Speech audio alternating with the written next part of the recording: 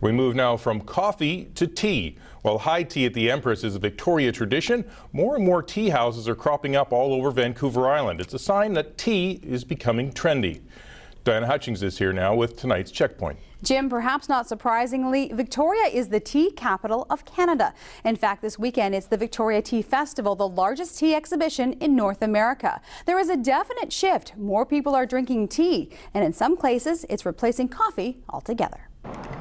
We're used to seeing a coffee shop on almost every corner. But if coffee's not your cup of tea, you're in luck. Tea is definitely becoming more and more trendy. Tea is sort of like the new coffee. Everywhere you look, there are tea shops cropping up. Yeah, I gave up coffee about 8 months ago, so herbal tea with no caffeine. I prefer tea because I'm offered so many different styles of tea. And there's more varieties.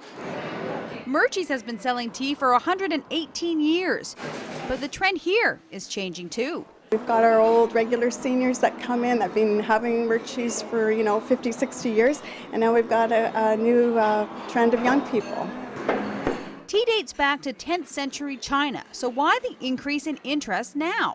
There's so many options out there, so many different blends from different companies, and it's just fun to experiment. We see like a real increase in people's awareness about health benefits. Tea drinkers have lower rates of diseases such as diabetes and cancer. It even helps avoid the common cold. It can range from green teas that are really rich in like vitamin C, very good for cold and flu prevention, to something like a black tea, which is something that has a lot of vitamin A and is really good for your cardiovascular system.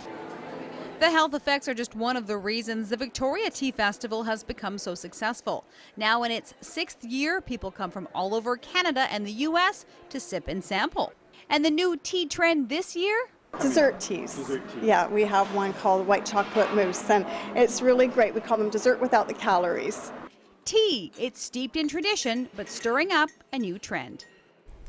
And our checkpoint question tonight, is tea overtaking coffee as the drink of choice? Definitely coffee. Because tea to me tastes like iodine. I don't know. Maybe I'm used to the Lipton tea, but I'm a coffee addict. Depends on the time of day. Middle of the day coffee, tea in the morning. In the morning I prefer coffee, but during the rest of the day I like to have my tea. I prefer coffee. It wakes me up more. I have an English grandmother, so I have Earl Grey in my blood. Coffee does have a higher kick that I need. I'm a coffee drinker, and my mom used to have tea around the house all the time. And I think as a kid, that was the only thing I was allowed to have. And for some reason or other, my taste changed once I got older.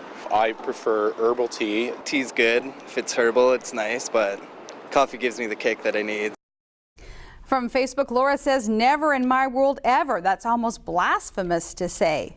From Twitter, Ivanka says, yes, the exclusiveness of tea is going away and becoming accessible to the everyday drinker. More varieties appeal to a bigger audience.